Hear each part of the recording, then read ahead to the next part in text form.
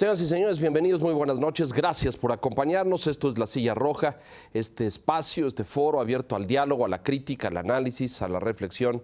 Muchas gracias por acompañarnos. Recibimos esta noche y nos da un enorme gusto recibir a Mikel Arreola, director general del Instituto Mexicano del Seguro Social, a quien le doy la bienvenida. Gracias, Mikel, por estar aquí. Leonardo, Enrique, encantado. Es un honor estar aquí. Muchas gracias, señor Quintana. Buenas noches. ¿Qué tal, Leo?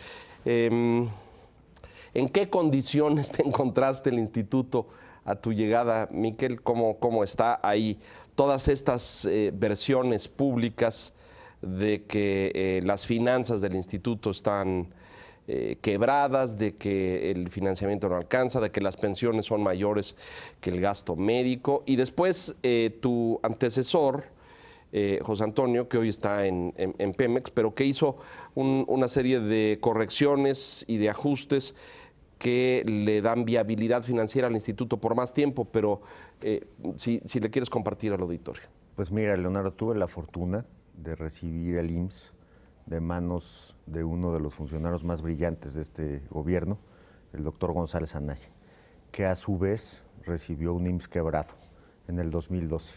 El equilibrio financiero del IMSS es delicado.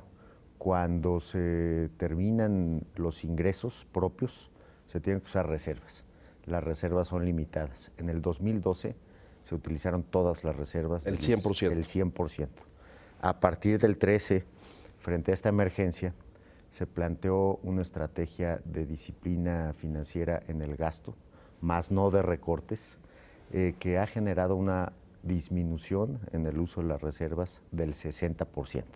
Estamos hablando que se redujo ese uso de 25,000 millones a más o menos 8,500 millones, lo que ha abierto además oportunidades de incrementar gasto importante en infraestructura.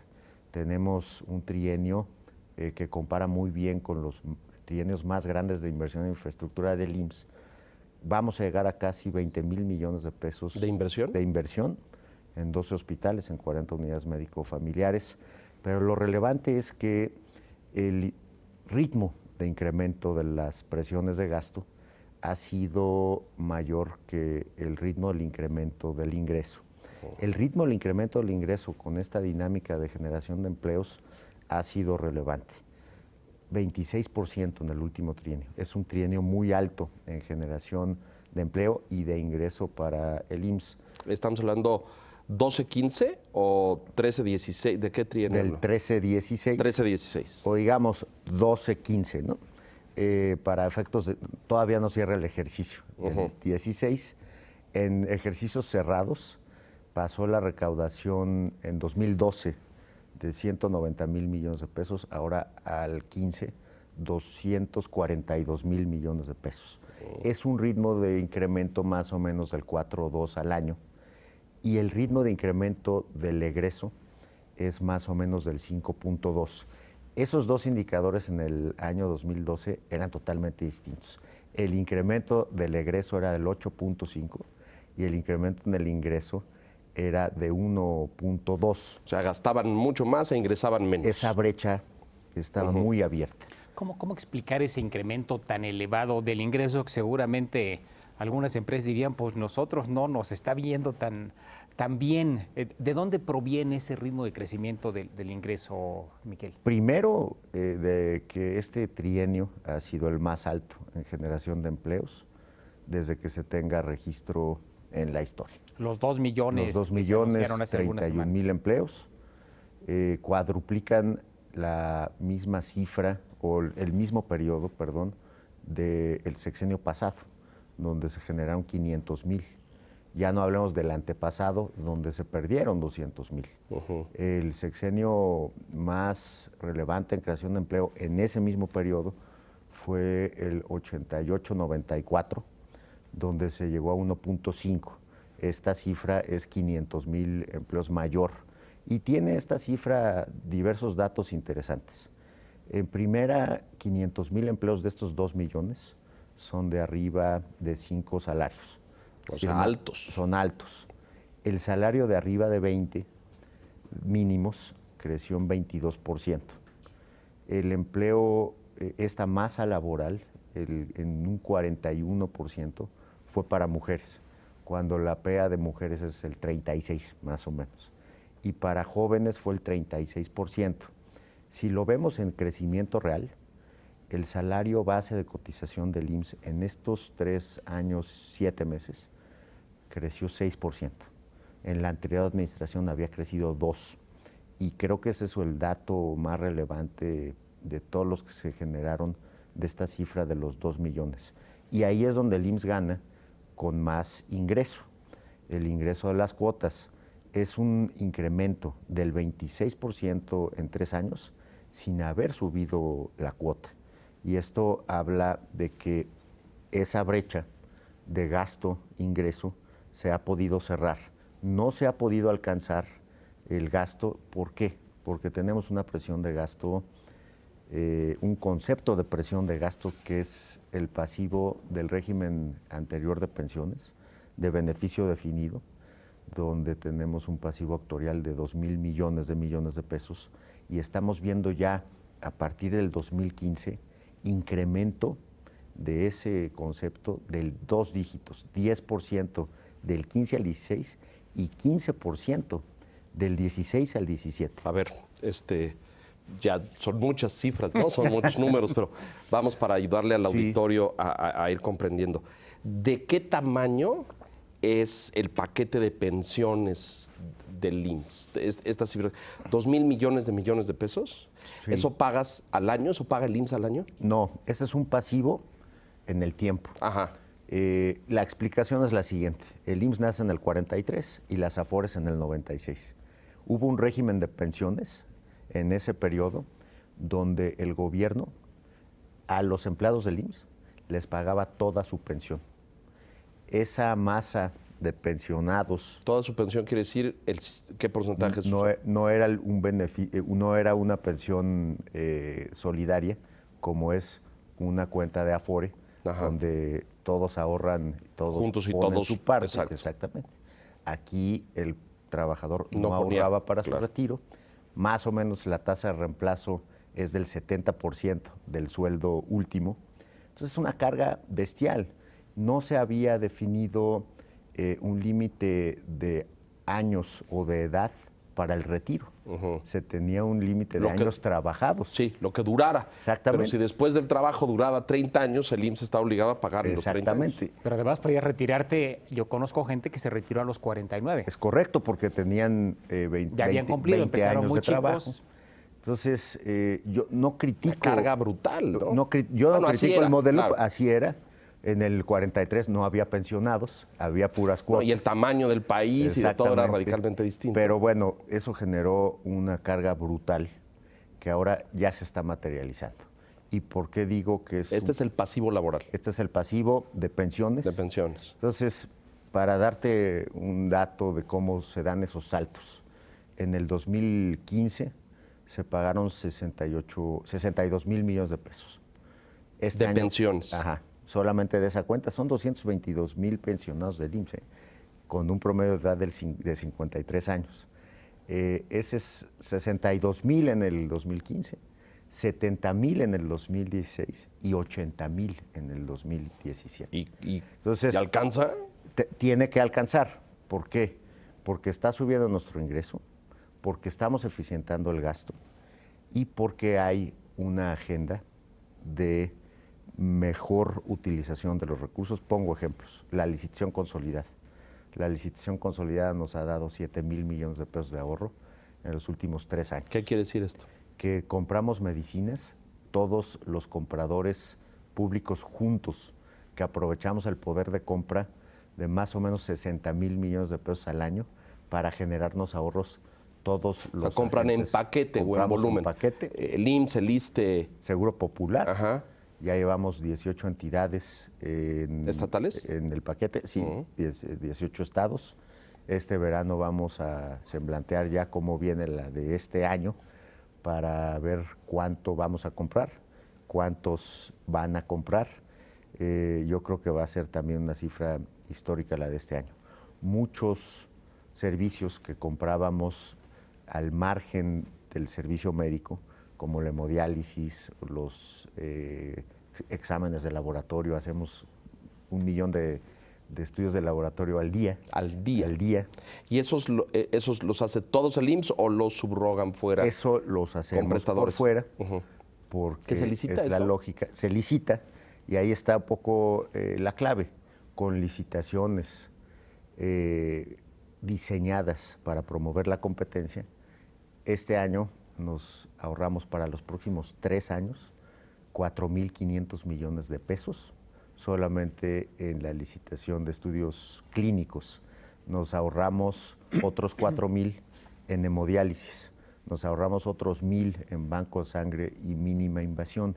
De ahí están saliendo los ahorros. Tenemos un programa que es un programa para incentivar la permanencia de los médicos y enfermeras, para que puedan aplazar su retiro 5 años con cargo a un bono, y eso nos ahorra pues, el valor presente de que se genere la pensión. O sea, no en se este retire momento. ahorita, retírese después. ¿En 5 años? En 5 años y le vamos a dar una A dar un bono. compensación. Exactamente.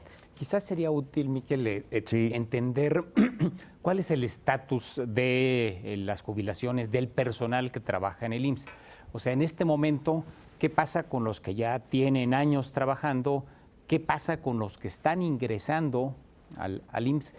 Porque como que no hay claridad de cómo quedó, parece como que sí se reformó, pero no se reformó el régimen Tienes de toda la pensiones razón. para los trabajadores del Sí, IMSS. bueno, los que se retiraron en el régimen de jubilaciones y pensiones de beneficio definido, que se terminó en el 96, todavía gozan de una tasa de reemplazo del 70%.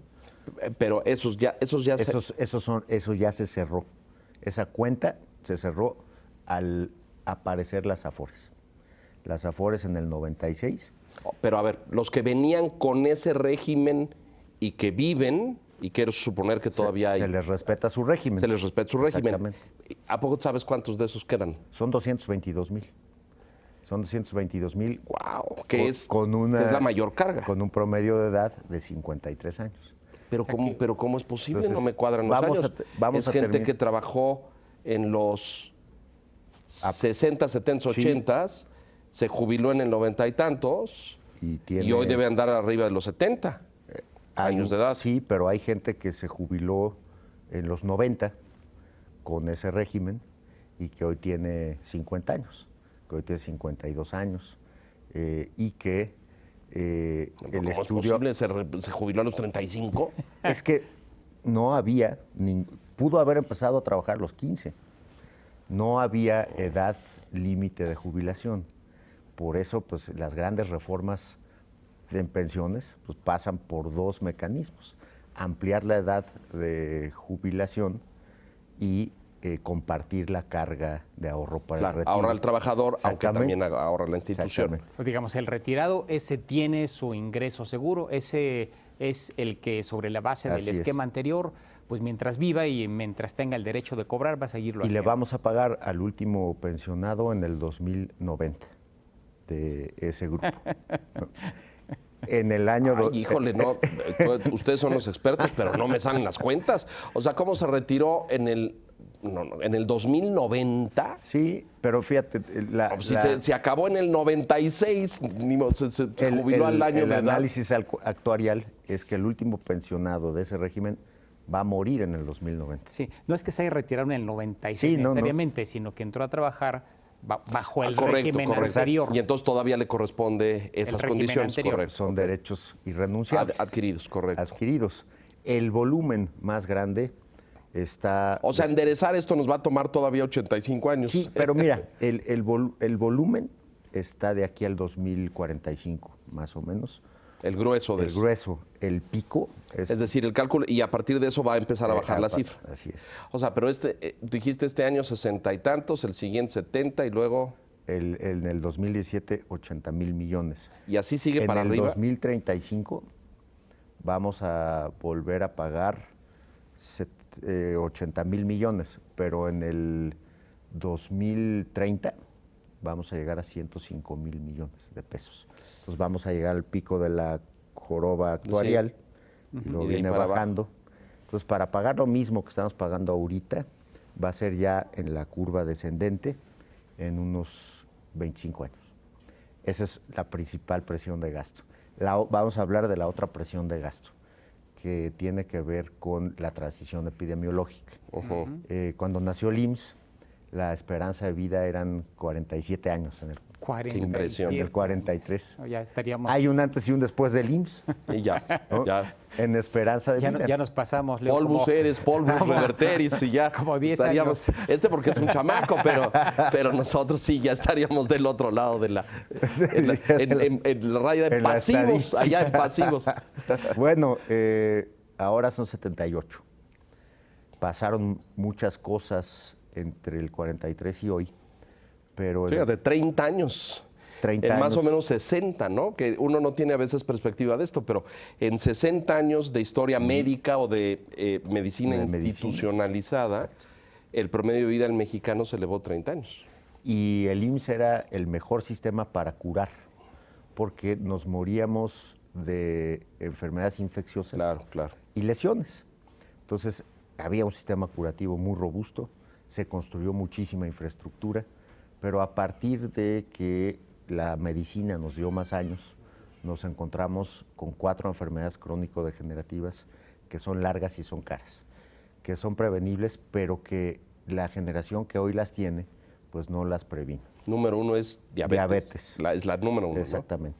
Es la que nos cuesta más a este país, ¿no es cierto? Diabetes le cuesta al sistema de salud más o menos solita 80,000 millones de pesos.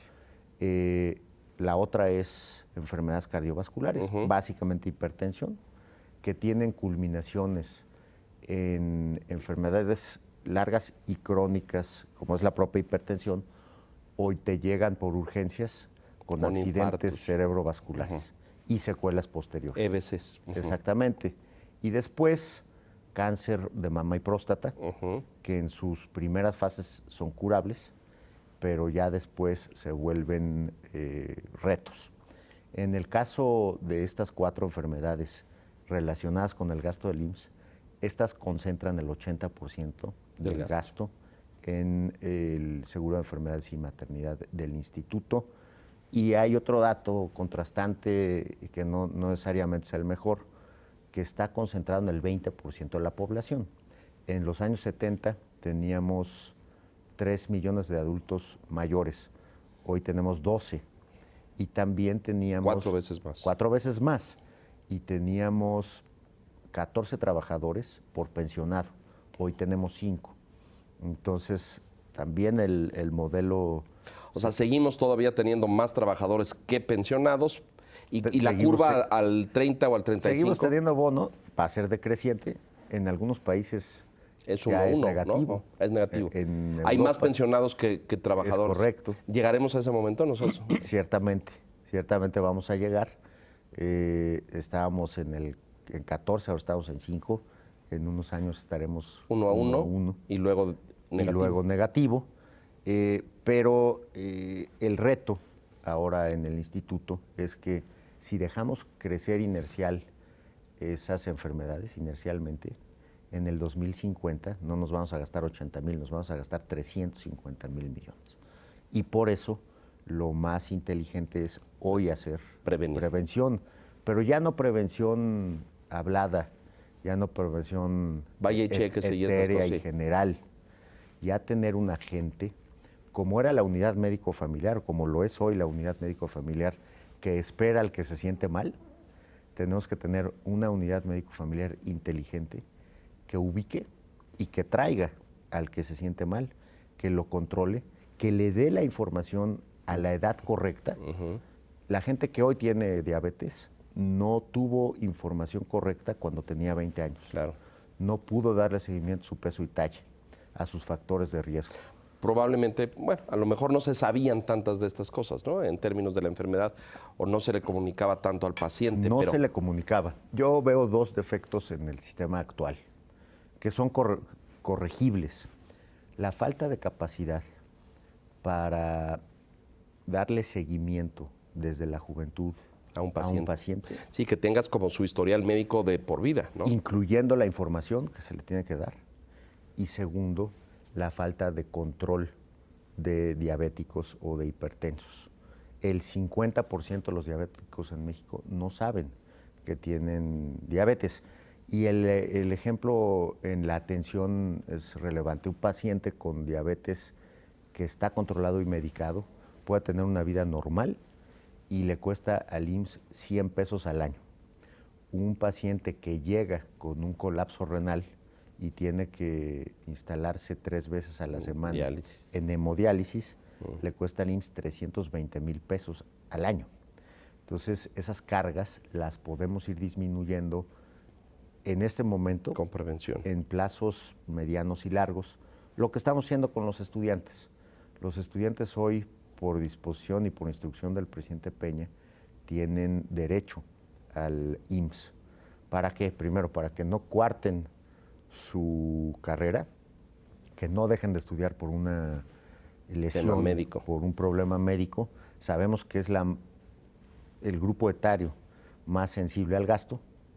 Y segundo, para que estos jóvenes, que además ya están todos conectados tecnológicamente, puedan hacer 2 consultas médicas al año para prevenir enfermedades crónicas.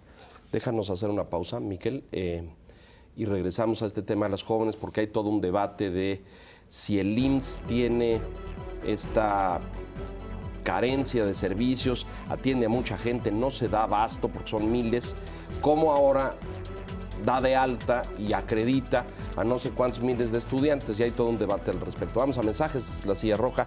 Miquel Arreola, director del IMSS. Volvemos.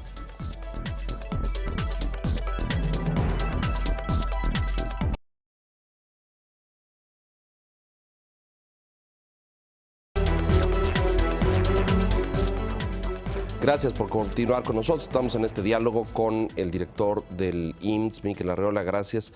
Para cerrar, nos vamos a los estudiantes, pero quisiera cerrar el tema de los pensionados. ¿Cuántos son en total, Miquel, en el IMSS? En el IMSS son 222,000 los que tienen el régimen anterior. El régimen anterior, y hoy nosotros somos ventanilla de pago para 3.1 millones de pensionados del sistema del apartado de la Constitución, y ahí sí es un fondeo directo de la Secretaría de Hacienda y Crédito Público. No las pagamos con el patrimonio del IMSS. Los nuevos trabajadores ya no tienen este régimen, ellos ahorran a lo largo de su vida laboral para financiar su retiro. Los trabajadores de la generación 96 posterior ahorramos en nuestra Afore, los trabajadores del IMSS. Entonces ya no se generan esas cargas tan grandes para la institución. Es el régimen de los 90, digamos. Exactamente, que por cierto, en el 2023 se graduaría el primer pensionado de Afores. Y vamos a ver un poco ahí la atención. Híjole, falta bien poquito. Falta poco. Y la atención de los actores del sector, pues está en cuál va a ser la tasa de reemplazo, tomando en cuenta que los rendimientos de las Afores pues los ha dado el mercado durante varios años. Pero sobre todo el monto tan pequeño respecto al salario que ahorramos. A ver, ahora vamos a ponerlo en castellano para que nos entiendan todos. Lo que quieren decir es cuánto va a recibir el trabajador. Sí. Y eso respecto de su último salario.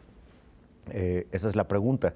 En este régimen anterior del IMSS, un régimen gravoso para el patrón, se recibe el 70% del salario con el que se jubiló. Correcto. La pregunta hoy es, derivado del ahorro para el retiro, ¿cuál va a ser esa tasa de reemplazo? Y eso pues yo no me anticiparía, pero es una de las grandes preguntas del nuevo régimen. ¿Quién lo decide? El mercado, los rendimientos Porque se supone que todas estas cuotas de ahorro han generado intereses todos estos años, ¿no? Entonces es una operación aritmética, ¿no? Sí, va a depender de cuántos años ahorraste, no es tan sencillo. de qué Afore elegiste. Pues ves si cuánto dio, cuándo rendió, o no sacaste algo. Te cambiaste o no te cambiaste, etcétera. Pero pues ahí, ¿no? Y debe estar. Así es. El diagnóstico usando. Yo debo confesar, no te toca a ti, no es tu chamba, ni tienes nada que ver así. Cosa, yo creo que es de esas cosas que uno dice, ¿no? Qué bueno que no me toca a mí, pero bueno, tampoco tienes bajo tu responsabilidad ningún paquete sencillo, digamos, pero para mí, algún día debemos hacer un programa de esto, pero es uno de esos hoyos negros inmensos ¿Quién tiene estado de cuenta de su Afore, por ejemplo? ¿Cuándo la recibiste? ¿Dónde la puedes consultar? Yo sé que hay mil publicidad y propaganda que te dicen entre aquí y aquí, cheque y ve usted cuánto tiempo lleva y eso. Pero yo creo que hay miles de personas allá afuera que no saben esa La información. mayoría. Ya se han hecho encuestas y la mayoría no tiene idea de cuánto tiene, de si le va a alcanzar, de cuánto le falta. Sí se hace necesario un trabajo enorme ahí. Algún día haremos algo al respecto. Pero bueno, volviendo al IMSS y a estas cosas, Sí. la tasa de reemplazo será la clave. Pero ¿por qué es un issue si se supone que los rendimientos están establecidos y las Afores dan? Yo me acuerdo, la publicidad de las Afores que daban, una te daba tanto y otra te daba tanto y esas cosas, ¿no? Pues un poco lo que dice Enrique, ya será casuísticamente si las personas ahorraron más recursos en su propia cuenta individual, si los rendimientos de una administradora fueron mejores que la otra. Yo creo que ahí las diferencias serían ahí marginales, porque los rendimientos pues, los dio el mercado en el tiempo, ¿no? Desde la fundación de las Afores en el 96, el IMSS ya no tiene que otorgar pensiones a los trabajadores. Ya lo hace de manera solidaria y ya no se genera pasivo con cargo completamente al patrimonio del IMSS. A los trabajadores de México afiliados al IMSS. Ahora, a los trabajadores del IMSS, del instituto, a eso sí. No, a los trabajadores del también instituto están también están en Afores. Exactamente. Muy bien. Los estudiantes, ¿cuántos van? Vamos en 5.6 millones de estudiantes afiliados. Les platico la lógica. Por primera vez en la historia del instituto tienen los estudiantes un número personal de afiliación que no tiene que ver con la relación laboral de sus padres, no tiene que ver con la derechohabiencia de sus padres.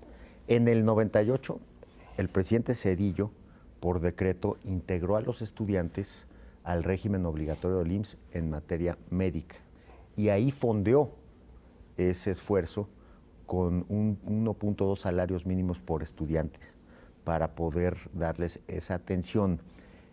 Ahí se hizo la suma de los 7 millones de estudiantes a la derechohabiencia del IMSS. Somos 71 millones en el IMSS de derechohabientes. Desde el 98 están sumados los estudiantes. O sea, no van a ser 78 millones por integrar a 7, eso es importante decirlo. Está fondeado.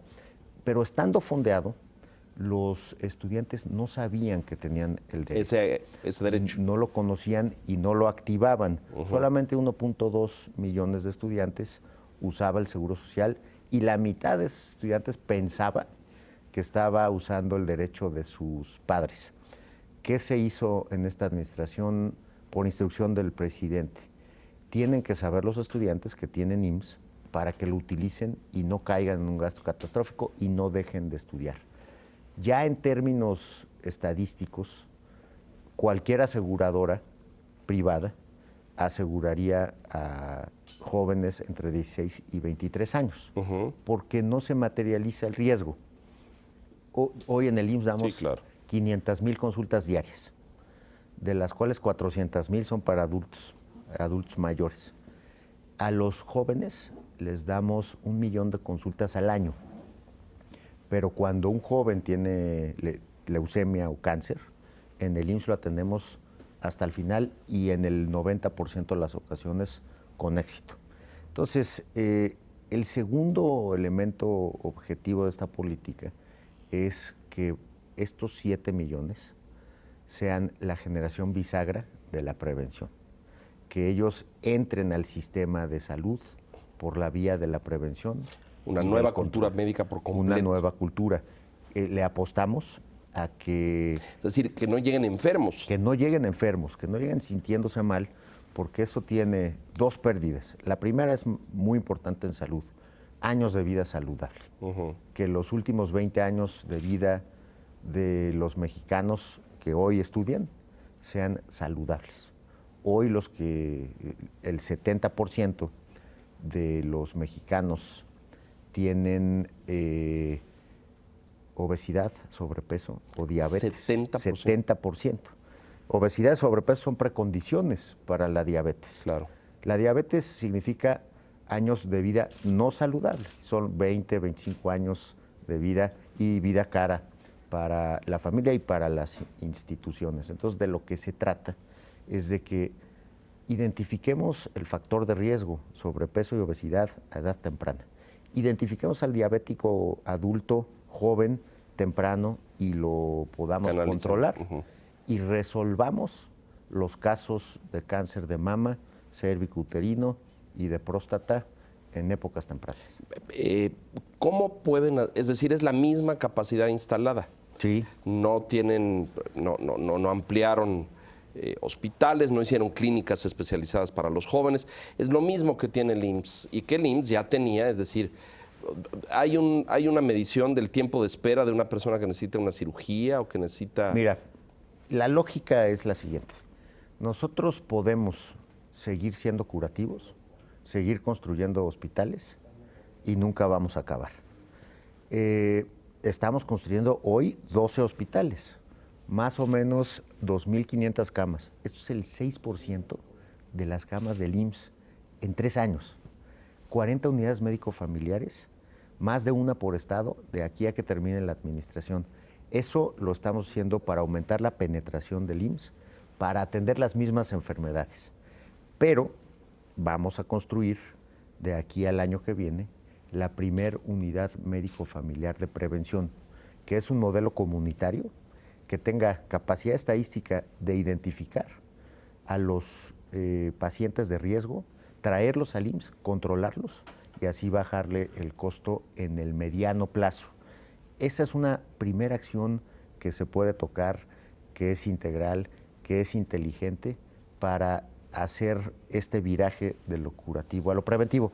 Déjame ir a la parte de atención, que es relevante, que es una instrucción directa del presidente. Tenemos que mejorar la calidad y calidez de la atención. Con estas cifras no es raro decir que en el primer nivel de atención está el 75% de la demanda del IMSS, de la gente que llega sintiéndose mal. Y cuando llegas sintiéndote mal y no tienes cita en el IMSS, tienes un problema porque vas a tener que esperar quizá un día. Eso se está resolviendo ya a partir de un programa que se llama Unifil. Desde marzo se implementó, ya llevamos el 30% de las unidades implementadas. Se acomoda el paciente que llega sin cita y es atendido en menos de 1 hora y media.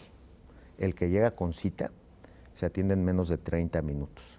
Estamos ya en el estándar, por ejemplo, de lo que esperan en el sector privado. La referencia a segundo nivel era un viacrucis. Sí, terrible. 4 días para que te den tu cita con el ortopedista. Bueno, tenemos un sistema ya. Estas medidas las implementamos en marzo. Les vamos a dar escala nacional de aquí al año que viene. En media hora estamos dando cita de segundo nivel. El siguiente paso, la hospitalización. Nos tardábamos en limpiar una cama o tener la lista de un paciente a otro 24 horas.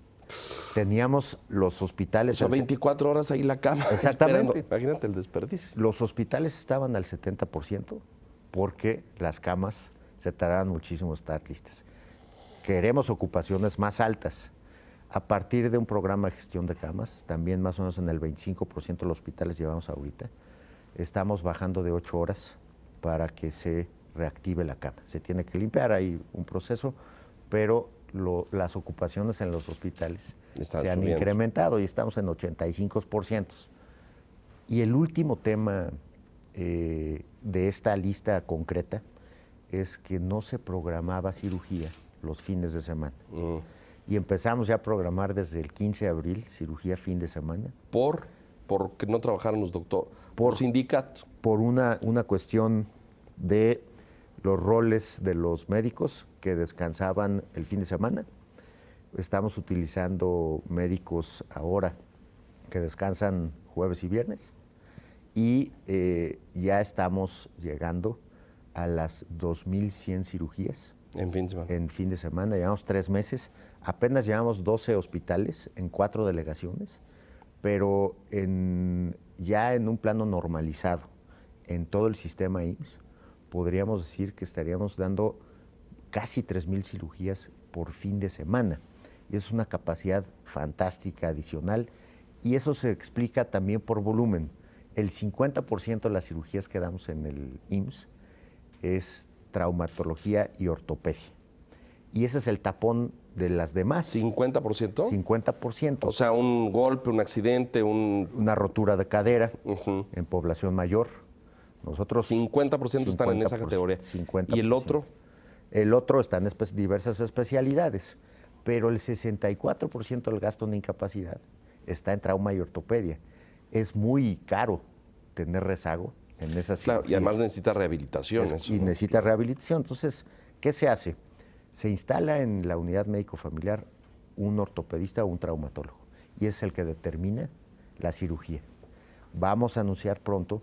Y te refiere al hospital. Lo refiere al hospital. Y tuvimos una... ¿Y ese tránsito no es larguísimo? No, es de 4 días. Usted tiene necesidad de una fractura. De una fractura, se opera el domingo en tal hospital, se opera el sábado en tal hospital. Ese es el gran valor agregado de este nuevo mecanismo, que está siendo resolutivo al primer nivel porque tiene capacidad de referir rápido. La otra referencia que va a ser magnífica y lo vamos a presentar es referencia de primer nivel a tercer nivel, oncología. Un niño que llega con cáncer se va directo al siglo XXI, ya no pasa por el segundo nivel, ya no pasa por los 5 meses. La mujer con cáncer de mama se va directo al siglo XXI a operarse.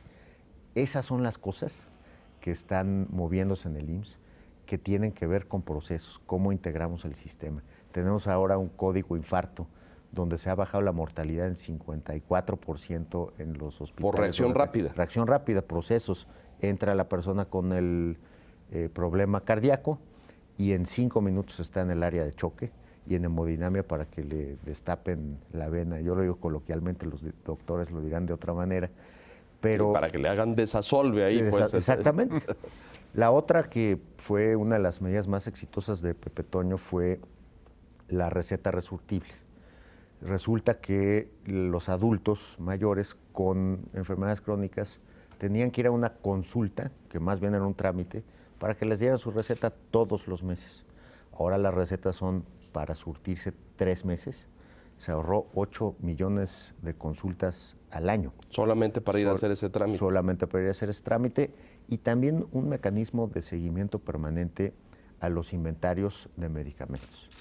Un problema en el IMSS en el 2011-12 era que solamente se surtía el 80% de las recetas. Hoy estamos surtiendo el 98.3% de las recetas. 8.3%.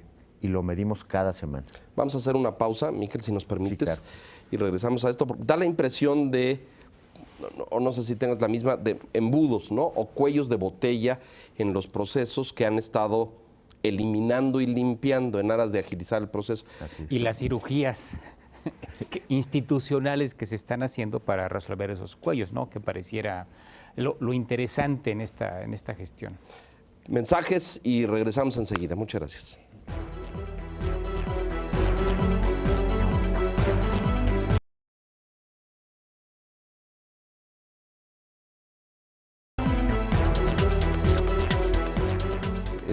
Estamos de regreso. ¿Es cierto esto? Es decir, estos cuellos de botella o estos embudos, ustedes lo que están haciendo es diagnosticar o encontrar procesos complicados que estaban obstaculizados por una serie de medidas para limpiarlos y hacerlos más ágiles. Así es. Mira, ayer tuvimos consejo directivo y hacíamos unos contrastes relevantes.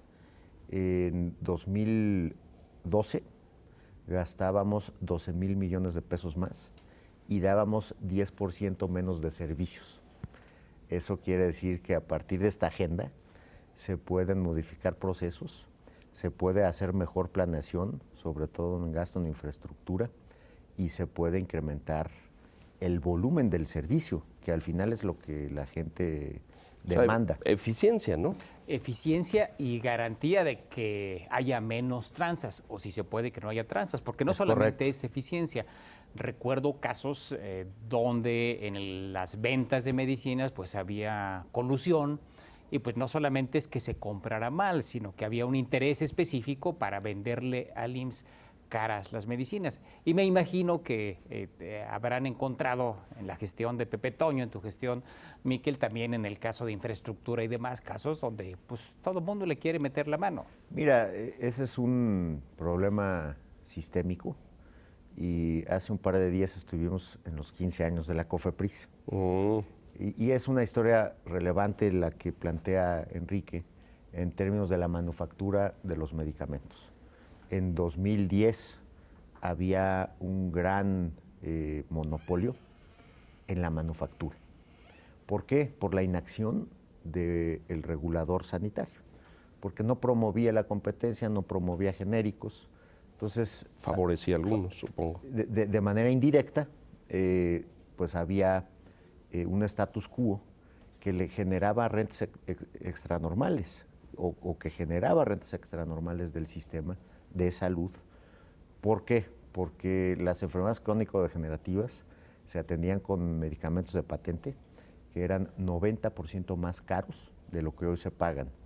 Hoy el ahorro para el IMSS de la política de genéricos de la COFEPRIS más o menos se calcula en 10,000 millones de pesos. Entonces hoy tenemos 550 versiones genéricas que no teníamos en el 2010. De alguna manera resolviste la parte de la manufactura.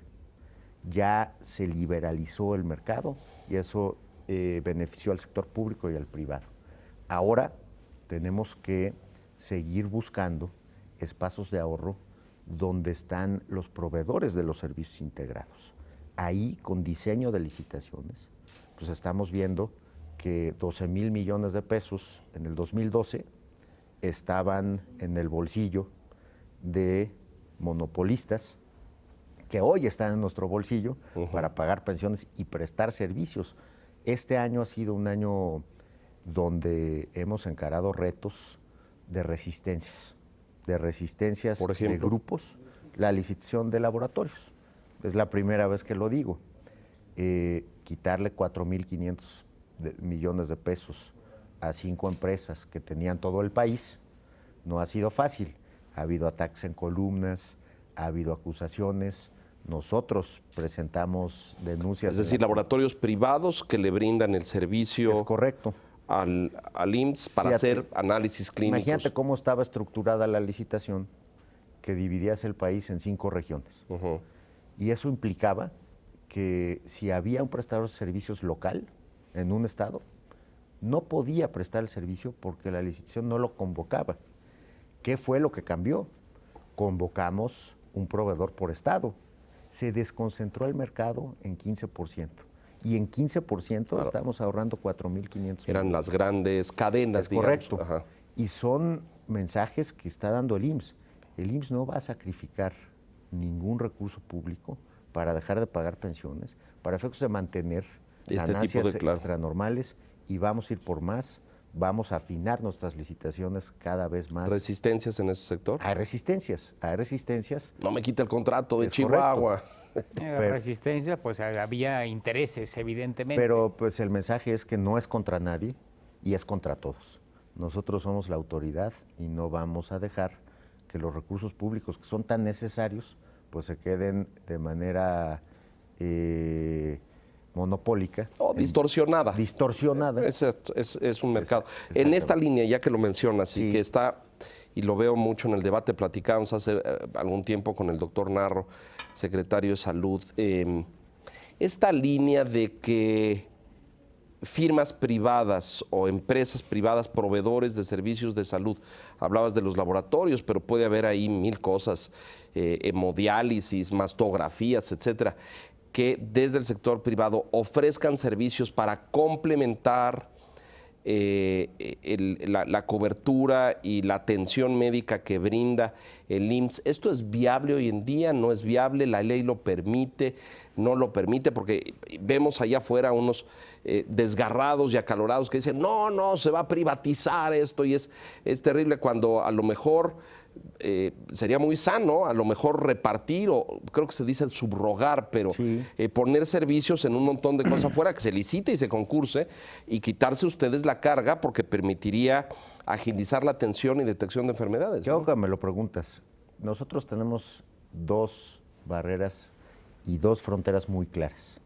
La ley del Seguro Social, que establece que el servicio médico es un servicio público. No hay confusión. Nunca un privado se va a meter a un hospital del IMSS Correcto. a hacer una cirugía. Así de claro. Perfecto. Segundo, nuestro contrato colectivo de trabajo, que nosotros lo respetamos a cabalidad.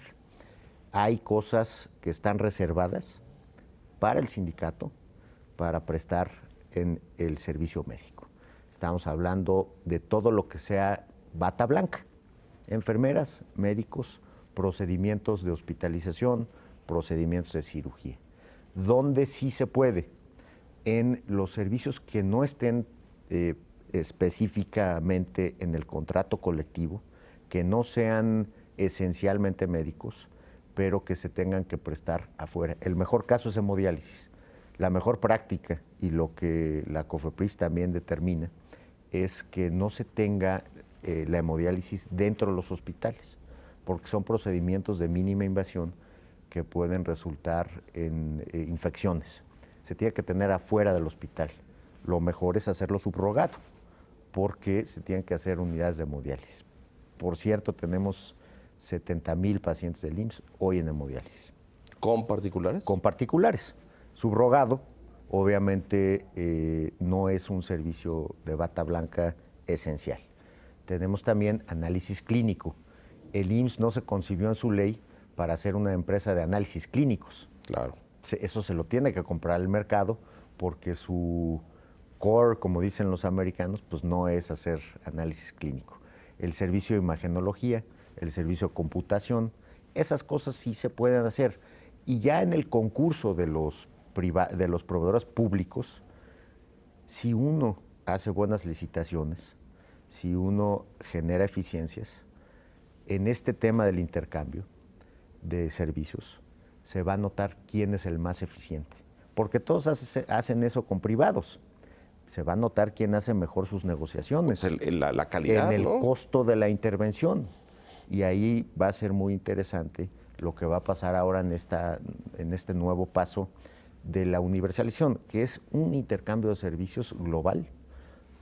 No hay ningún acento de privatizar, esto sí hay que dejarlo muy claro.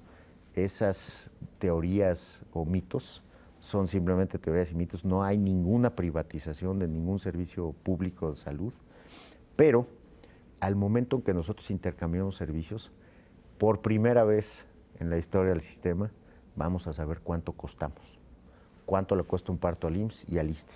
Si lo vamos a intercambiar, ahí sí tenemos el incentivo de saber cuándo nos cuesta, porque el sobrante lo vamos a poder recuperar en esa propia compensación. Y destinar a más cosas, ¿no?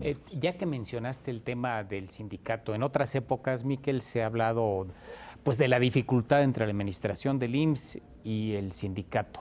¿Cuál es ahora la relación? ¿Hay una relación fluida? ¿El sindicato ha aceptado estos cambios de cultura y actitud a los que nos referíamos al principio o hay resistencias, percibes resistencias de los sindicalizados en el seguro?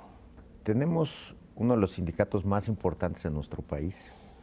Yo soy un director que agradece y siempre pondera las bondades de tener un sindicato.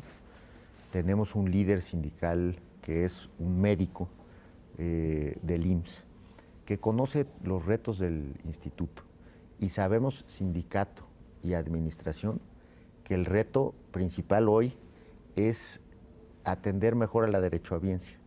Que si tenemos una mala percepción de la derechohabiencia, la percepción es para el sindicato y para la administración. Sí, es para los dos. Y el mejor ejemplo, Enrique, es que en el mes de en marzo, lanzamos un programa para mejorar la atención. El 20% de las quejas permanentes en el IMSS son de maltrato.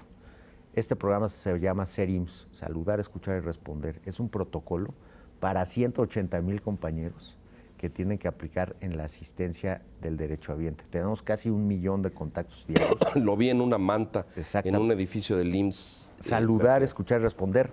De buenas es mejor.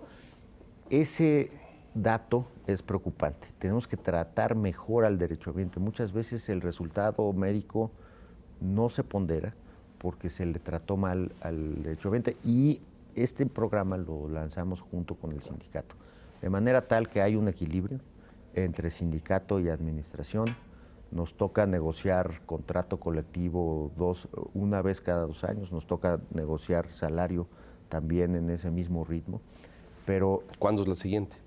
Este año salario, el año que viene contrato colectivo, pero estas medidas que yo describí de mejoramiento del servicio no se pudieran haber dado sin el concierto del sindicato. Entonces somos afortunados en tener un sindicato abierto y plenamente consciente de la realidad y también de la realidad financiera.